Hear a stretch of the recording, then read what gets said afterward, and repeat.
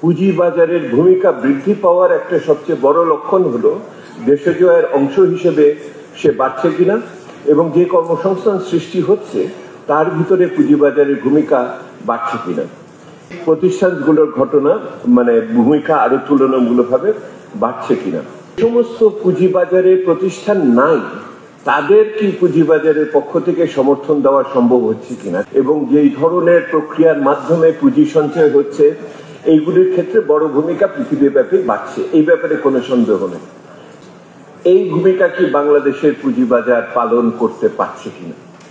বিভিন্ন ধরনের আধুনিক পদ্ধতির মাধ্যমে বাজারে তাকে নিয়ে আসা এবং দক্ষতা বৃদ্ধির ক্ষেত্রে বাংলাদেশের পুঁজিবাজার সেই ভূমিকা রাখতে পারছে কিনা। তাহলে কি 2025 সাল বললেই শুধু হবে, নাকি একটু পিছনে ফিরে দেখতে হবে এইরকম একটি পরিস্থিতি কিভাবে সৃষ্টি হলো, এবং এখানে যে সমস্ত প্রতিষ্ঠান এই বাজার ব্যবস্থাপনা, বাজার সৃষ্টি, বাজার বিকাশের সাথে যুক্ত, তারা কি কি ভূমিকায় থেকেছে এটা আমাদের বুঝতে হবে। একদিকে তো আছে যারা নিয়ন্ত্রক প্রতিষ্ঠান আছে, রেগুলেটরি প্রতিষ্ঠান আছে, তারা যেই কাজটা করার কথা, এবং ক্লিয়ারিং সেটেলমেন্ট এজেন্সি থেকে আরম্ভ করে ক্রেডিট ডিপোজিটরি যে সমস্ত আছে, তারা ঠিক মতো তাদের দায়িত্ব পালন করছে কিনা। দ্বিতীয়ত যদি আপনি দেখেন যারা বিনিয়োগকারী, যারা লিস্টেড কোম্পানি আছে, যারা এখানে ইনস্টিটিউশনাল ইনভেস্টর আছে, প্রাতিষ্ঠানিক বিনিয়োগকারী, তাদের ভূমিকাও বড়। এবং যারা ইস্যু করেন, বন্ড ইস্যু করেন, ইকুইটি ইস্যু করেন, তারা তাদের দায়িত্ব ঠিক মতো আমাদের এখানে পরিপালিত হয়েছে কিনা।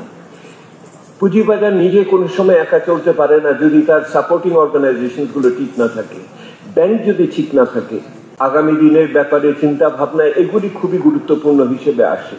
এই যেই সমস্ত প্রতিষ্ঠান মিলে পুঁজিবাজারকে পরিচালন করে এবং তাকে দেখভাল করার দায়িত্বে আছে, তাদের সুশাসন নিশ্চিত করার দায়িত্বে আছে, তারা কি প্রত্যেকে যে যা নিজের দায়িত্ব পালন করে কি করে। আপনারা যদি দেখেন তাহলে ফাইন্যান্স এমন একটা খাত, সেটা কনস্ট্যান্টলি ইনোভেট করে, এটা অনেক বেশি সৃষ্টিশীল, এবং তার তুলনায় যারা এটাকে দেখাশোনা করেন তারা অনেক বেশি পশ্চাৎপদ। কিন্তু যারা রেগুলেটর আছেন, যারা নিয়ন্ত্রক সংস্থা, তারা এটার সাথে অনেক সময় পেরে ওঠেন না, সেহেতু এটার ভিতরে একটা ফাঁক থেকে যায়, এবং সেটাকে সর্বদা মনে রাখাটা একটা বড় বিষয়। বাজার কিন্তু যারা নিয়ন্ত্রক সংস্থা তার চেয়ে অনেক বেশি আপনার একই রকম ভাবে অনেক বেশি সৃষ্টিশীল বা চতুর বলতে পারেন, অনেক বেশি চালাক। নিয়ন্ত্রণ সংস্থাকে যদি আরো চালাক মানুষ দিয়ে না রাখেন তাহলে কিন্তু সে বাজারকে ধরে উঠতে পারবে না। এই প্রাতিষ্ঠানিক কাঠামোগুলো যদি শক্তিশালী না হতে পারে তাহলে কিন্তু আপনার এই পুরো ব্যবস্থাটাতে আসবে না। একটা আধুনিক বাজার ভিত্তিক অর্থনীতিতে সেলফ রেগুলেশন একটা অত্যন্ত গুরুত্বপূর্ণ। যতগুলো জায়গায় এই ঘটনা ঘটেছে সব জায়গা আইন শাস্তি দিয়েছে। যারা যেই কাজটি দুর্নীতি করেছে, বাজারকে অপব্যবহার করেছে, যারা ইনসাইডার লেন্ডিং করেছে, তথ্যের অপব্যবহার করেছে, এবং রেগুলেটর হোক অথবা ফাইন্যান্সিয়াল হোক অথবা ইন্টারমিডিয়ারি হোক অথবা এমনকি যারা এগুলি বড়ভাবে প্রাতিষ্ঠানিকভাবে কেনাবেচা করেছে, কেউ না কেউ সবাইকেই শাস্তির আওতায় আনা হয়েছে। এবং যারা এই দুঃশাসন করেন, অপপ্রয়োগ করেন, তাদের শাস্তি না হওয়া, এইটি হলো বাংলাদেশের আমার পুঁজিবাজারের মূল সমস্যার মূল জায়গা।